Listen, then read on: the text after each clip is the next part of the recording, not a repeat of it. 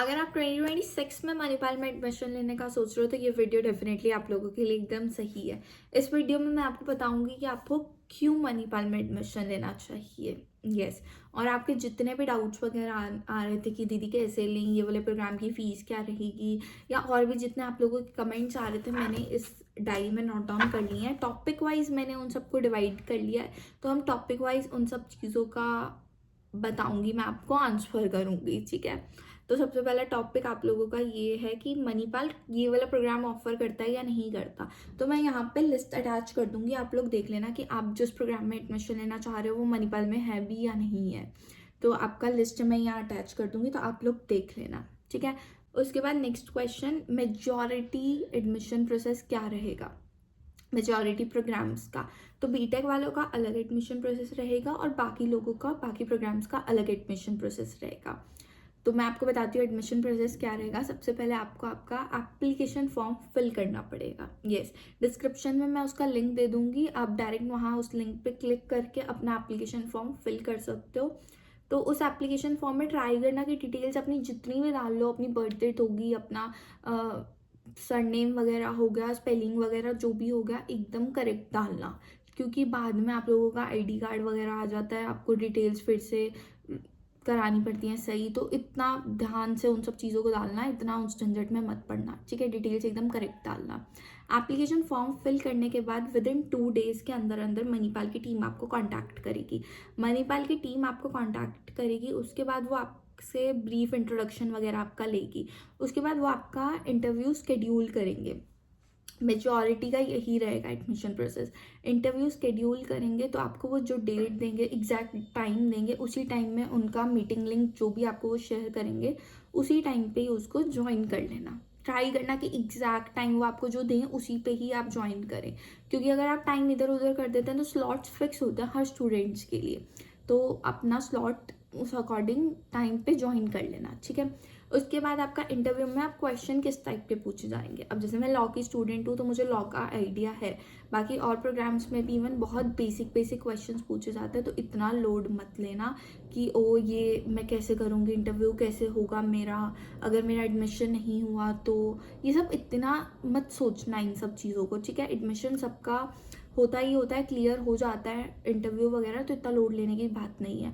और अभी जैसे आपका स्टार्ट हो रहा है ये सेशन, अगस्त से स्टार्ट होगा 2026 का।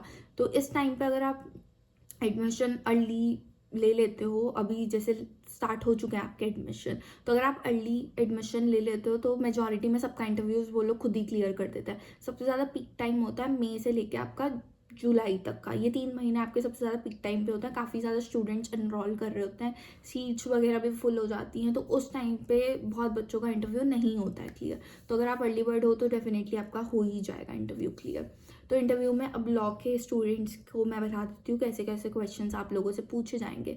यार तुमसे वो लोग इतना एक्सपेक्ट नहीं करेंगे कि तुम्हें फैमिली लॉ का पता होगा, मुस्लिम लॉ का पता होगा, या कॉन्स्टिट्यूशन का बहुत डीप में तुम्हें पता होगा।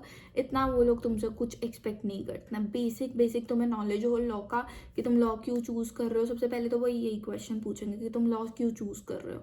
और उसके बाद तुमसे कॉन्ट्रैक्ट से रिलेटेड पूछ लेंगे, क्लैट से रिलेटेड कुछ पूछ लेंगे कि क्लैट तुमने दिया था नहीं दिया था।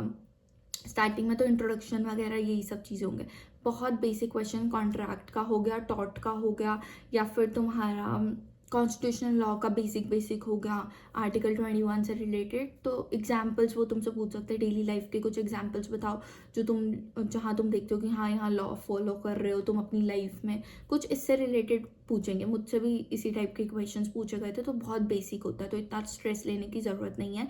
उस टाइम पे मैं भी थोड़ा स्ट्रेस हो गई थी, पर इतना नहीं कुछ करने की ज़रूरत, इतना स्ट्रेस वगैरह लेने की। बहुत ईजिली सब चीज़ें हो जाएंगी तुम्हारी। ठीक है। उसके बाद इंटरव्यू तुम्हारा क्लियर होगा, उसके बाद क्या होगा, इंटरव्यू क्लियर होने के विद इन 2 to 3 डेज दोबारा उनकी टीम तुम्हें रीच आउट करेंगी।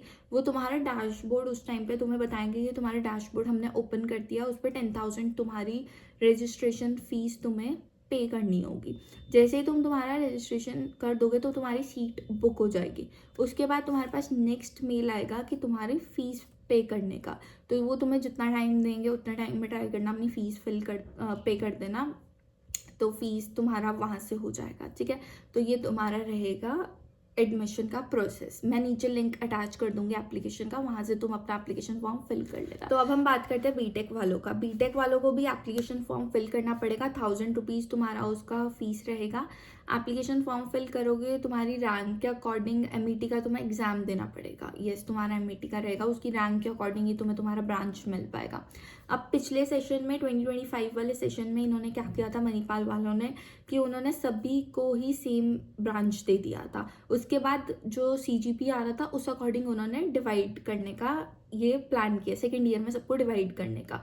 तो इस साल भी अगर वही सेम चीज़ होगी तो तुम्हारा यही रहेगा, सबको सेम ब्रांच मिलेगा। और नेक्स्ट ईयर फिर तुम्हारा आईओटी वगैरह हो गया, डेटा साइंस हो गया, जिसको जिस डिपार्टमेंट में जाना है, जिस ब्रांच में जाना है, उस अकॉर्डिंग तुम्हारा डिवाइड हो जाएगा वो सब चीज़ें। तो बीटेक का ये प्रोसेस रहेगा। उसके बाद अब एडमिशन कब से स्टार्ट होता है यार? देखो, एडमिशन अभी स्टार्ट हो चुके हैं, तुम लोग अप्लाई कर सकते हो। और टाइमिंग सबसे ज़्यादा पीक टाइम तुम्हारा रहेगा एडमिशन का मई, जून, जुलाई, सबसे ज़्यादा इस टाइम पे रहेगा।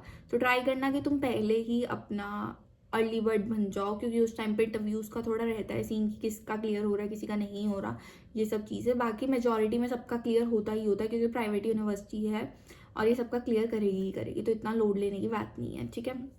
उसके बाद फैकल्टीज़ कैसी हैं यार? फैकल्टीज़ मणिपाल में काफ़ी अच्छी हैं, डिसेंट हैं, फ्रेंडली नेचर है उनका, हेल्पफुल है फैकल्टीज़। तो इतना तुम्हें स्ट्रेस लेने की ज़रूरत नहीं है फैकल्टीज़ को लेके कि ओ फैकल्टीज़ तो बहुत ऐसी हैं यहाँ की। ऐसा कुछ नहीं है, बहुत अच्छी हैं, बहुत चिल है, मज़े करो, बस यही है। इतना लोड लेने की ज़रूरत नहीं है, ठीक है। फैकल्टीज़ अच्छी हैं यहाँ पे। अब लॉ की हम बात करें, लॉ में फैकल्टीज़ अच्छी हैं, क्लास में अपना डेकोरम मेंटेन होता है, क्लास में उन्हें अपने टॉपिक्स पढ़ाने हैं, सब कुछ। और इवन अगर तुम बाद में जाके उनके केबिन में जाके उनसे हेल्प मांग रहे हो कि मुझे ये वाला डिटेल में एक्सप्लेन कर दीजिए आप, या जो भी तुम्हारा रहेगा उसमें तुम्हारी फ्रेंडली रहेगी। मूड कोर्ट्स वगैरह भी होते हैं लॉ में, उसमें भी तुम कर सकते हो ज्वाइन, ये सब चीज़ें तुम्हारी रहेंगी लॉ में। तो कर सकते हो, क्लब्स वगैरह जितने हो उतने ज़्यादा ज्वाइन करना। लॉ वाले तो तुम डेफिनेटली करना ही करना, क्योंकि उसी से ही तुम्हारा सब तुम्हें पता लगेगा कि क्या है क्या नहीं है, तो करना। उसके बाद प्लेसमेंट क्या सीन है यार? प्लेसमेंट कम्प्लीटली तुम्हारे ऊपर डिपेंड करती है, प्लेसमेंट का सीन। ऐसा नहीं है कि स्टार्टिंग में तुम्हें बहुत मोटिवेशन के साथ तुम लोग आओगे कि ओ ये भी मैं फोड़ दूंगी, ये भी मैं फोड़ दूंगा, मैं तो कर लूँगी प्लेसमेंट बहुत इजीली। तुम्हें बाद में रियलिटी चेक्स मिलने लग जाते हैं धीरे धीरे, और उस टाइम पे अपने आप को बहुत ज़्यादा मोटिवेटेड रखना, अपनी जो भी है स्किल्स पे काम करना। जैसे लॉ वाले हैं, मूड कोर्ट्स में ज्वाइन करना ही करना। इवन और भी जितने क्लब्स हैं, बहुत सारे क्लब्स हैं मणिपाल में, तो ट्राई करना। सबसे ज़्यादा जितना ज़्यादा इंट्रैक्शन करोगे, जितना ज़्यादा कनेक्शंस बनाओगे, तो डेफिनेटली तुम्हारा वर्क करेगा वो सब चीज़ें। और इवन और डिपार्टमेंट वाले भी अपनी स्किल्स पे फोकस करना, सीवी पे फोकस करना, लिंक्डइन प्रोफाइल पे अपना बहुत ज़्यादा फोकस करना, और इंटर्नशिप्स बहुत करना। अब मणिपाल में इंटर्नशिप का सेल है, वो बहुत ज़्यादा इंटर्नशिप का रहता है वहाँ पे। बहुत सारे फॉर्म्स वगैरह आते रहेंगे, ग्रुप्स रहेंगे उसके, तो इंटर्नशिप का आपको पता लगता रहेगा कि क्या क्या सीन है। तो ट्राई करना इंटरव्यूज़ देते रहना वहाँ के, क्योंकि इंटरव्यूज़ जितने ज़्यादा तुम दोगे उतना तुम्हें आइडिया लगेगा कि क्या क्या है क्या क्या नहीं है। तो करते रहना ये सब चीज़ें, अपने ऊपर वर्क करते रहना। बेशक तुम्हें कभी कभी ऐसा फील होगा कि बहुत ज़्यादा मतलब ऐसे लो लो सा फील होगा, पर उन सब चक्करों में मत पड़ना। अपना फ्रेंड सर्कल बनाना बहुत अच्छा, यहाँ का एनवायरनमेंट वगैरह रहता है। मणिपाल का लाइफस्टाइल भी काफ़ी अच्छा है, उसको भी मैं तुम्हें अभी बताऊंगी। तो ट्राई करना कि स्किल्स पे अपनी फोकस करना, और स्किल्स और इंटर्नशिप क्लब के थ्रू तुम काफ़ी अच्छा प्लेसमेंट क्रैक कर सकते हो। तो अब हम बात करते हैं कि मणिपाल का लाइफस्टाइल कैसा है। तो मणिपाल में लाइफस्टाइल तुम्हारा बहुत अच्छा जाने वाला है। अगर तुम सोच के आ रहे हो कि मेरा करण जौहर की मूवी टाइप वाला जाए कॉलेज लाइफ, तो डेफिनेटली तुम्हारा रहेगा ऐसा। चाहे तुम 3 इयर्स प्रोग्राम वाले हो, 4 वाले हो, 5 वाले हो, तुम्हारे जितने भी ईयर्स का प्रोग्राम है, डेफिनेटली वो ईयर्स जितने भी तुम यहाँ पे स्पेंड करोगे वो काफ़ी मेमोरेबल तुम्हारा रहेगा ही रहेगा। बस ट्राई करना कि जितना भी तुम्हारा फ्रेंड सर्कल बनाओ वो काफ़ी अच्छा हो, डिसेंट हो। मतलब डिसेंट ऐसा ही नहीं कि गेड़ी शेड़ी मारने जा रहे हो पूरा दिन, यही सब चीज़ें कर रहे हो, बहुत अच्छे तुम्हें लोग मिल गए, ये सब चीज़ें नहीं होती। कॉलेज में हर चीज़ें होती हैं, तुम्हारी हर चीज़ में वो साथ रहे, तुम्हारे लो फेस में भी तुम्हारे पास रहें, और इवन हैप्पी फेस में भी तुम्हारे पास रहें, और इवन तुम्हें हर चीज़ में मोटिवेट भी करें। इस टाइप के तुम फ्रेंड्स बनाना, और डेफिनेटली मणिपाल में तुम्हें ऐसे टाइप के लोग भी बहुत ईजिली मिल जाएंगे। अगर तुम सही हो तो सामने वाला भी तुम्हें अच्छा मिलेगा, ये चीज़ सोच के आना, ठीक है। तो लाइफस्टाइल अच्छा है मणिपाल का, और इवन मणिपाल में बहुत सारे फेस्ट वगैरह भी होते रहते हैं। मेन फेस्ट जो होता है मणिपाल में वो रहेगा ऑनेरोस। यस, मेन फेस्ट वो रहेगा, बाकी हर डिपार्टमेंट टू डिपार्टमेंट जो क्लब्स हैं उनके अलग अलग फेस्ट होते ही रहते हैं, रोज़ कुछ ना कुछ रहता ही है मणिपाल में। बाकी मेन फेस्ट रहेगा ऑनेरोस का, वो फरवरी या मार्च में रहेगा। इस बार हमारा मार्च में हो रहा है, मार्च में कोई ना कोई आएगा ही आएगा। पिछली बार अमाल मलिक आया था, बिग बॉस में तुम लोगों ने देखा ही होगा उसको। बाकी अमाल मलिक सबने सुना ही होगा उसका नाम, तो पिछली बार वो आया था। इस बार देखो कौन आता है, और इस बार मैं ट्राई करूँगी कि मैं उसका भी एक वीडियो शूट करूँ, जिससे तुम्हें आइडिया लग जाए आने से पहले ही कि क्या होता है फेस्ट वगैरह मणिपाल का। ऑन रोज अच्छा होता है, वैसे तुम्हें आइडिया लग जाएगा उस वीडियो को देखने के बाद भी, तो मैं डेफिनेटली उस वीडियो को शूट करूँगी। आई होप इस वीडियो के थ्रू मैंने तुम्हारी सारी क्वेरीज को सॉल्व कर दिया होगा। इसके अलावा भी अगर तुम्हारी कुछ क्वेरीज वगैरह होती है तो तुम लोग डेफिनेटली मुझे रीच आउट कर सकते हो। मैं नीचे मेरी डिस्क्रिप्शन में अपनी इंस्टाग्राम आईडी मेंशन कर दूंगी, तो तुम वहाँ से मुझे रीच आउट कर सकते हो, और इवन कमेंट सेक्शन में भी तुम कमेंट कर सकते हो।